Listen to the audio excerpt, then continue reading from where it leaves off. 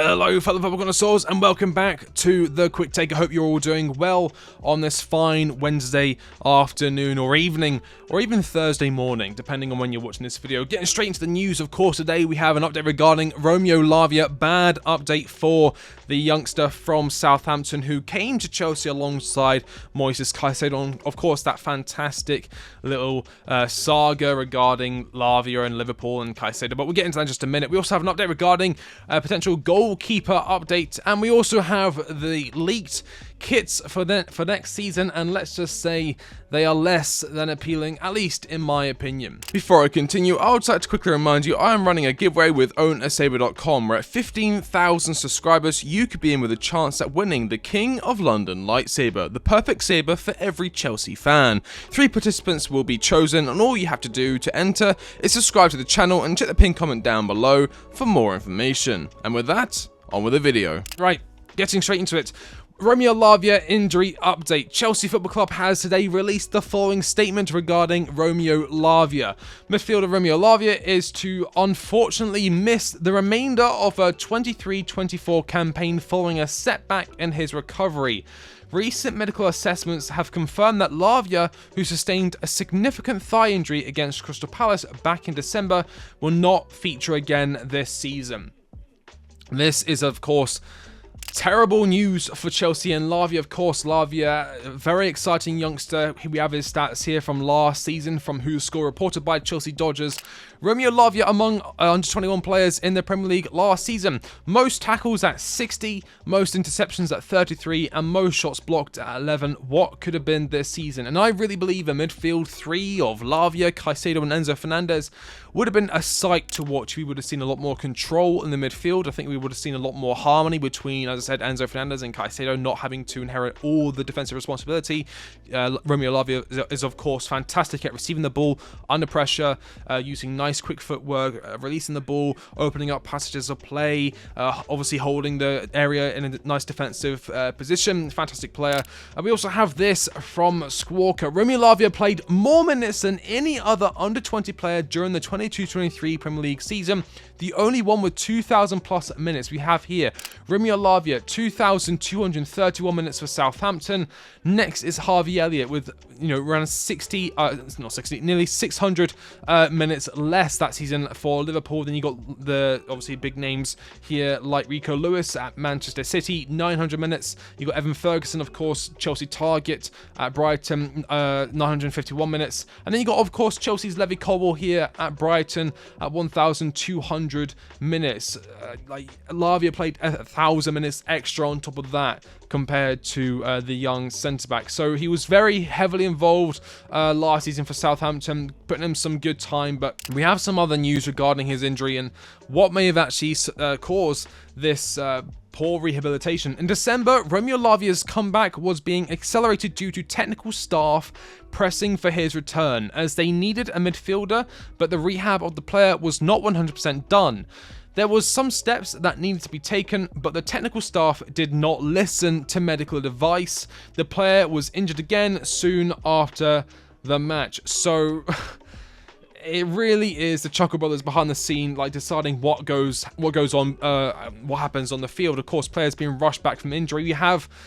We have had some frustrations this season with players being out injured and then not playing, like Christopher Nkunku, big example. He hasn't played much this season, and when he has been, fit, ready to play, he's been, used sparingly, and that has been criticised by myself and others. But in hindsight, we really should have taken our time with players coming back from injury, and Romeo Lavia is the biggest example. I really think that, as I said, him playing week in, week out, he's used to playing the Premier League on a regular basis, but him playing week in, week out, I think that would have really helped our chances of finding some consistency this season, especially with the midfield, players like Gallagher, Enzo Fernandez, Caicedo, all having good games, all having bad games, sharing mixed responsibilities. Gallagher all over the field, whether he's up the pitch, playing as a 10 or sitting deeper next to Enzo Fernandez. Caicedo kind of been almost out of his comfort zone this season, although he's still been putting in good performances, and I think his price tag has put a lot of expectation on him.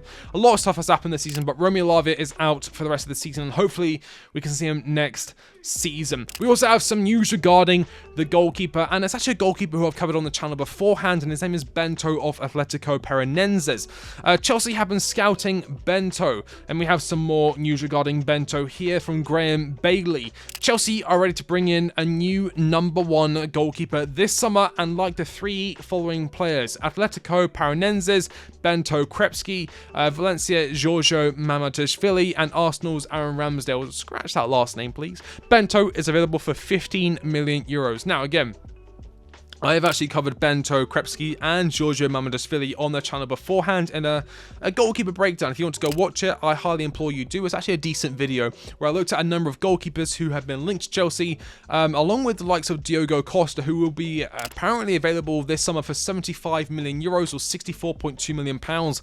But of course, you pay a premium for premium players, just like Diogo Costa is. And I did suggest that he would be the #1 goalkeeper to go for. But I do think Bento for 15 million pounds, I think that's a better buy than Sanchez was, in my opinion. I think Bento, he's got a higher ceiling. He's pretty composed on the ball. We saw this against Spain, where he did a nice turn. A player was rushing towards him. He was able to control the ball nice and calmly, turn the player, and distribute the ball out into the game. And I think he's a great goalkeeper. 15 million pounds, not too bad. But of course, if you want to then spend that premium for the #1 goalkeeper going for the next 10 years, I would actually suggest going for Diogo Costa. Again, 75 million euros, it is a lot of money, but again, premium players have premium prices. We also have the news regarding, or we have the leaks regarding Chelsea's next kit for next season, and in my opinion, it just looks terrible. I really miss the days when we would get kits from, Adidas, and we had the nice Samsung sponsorship. Those were the good kits. And now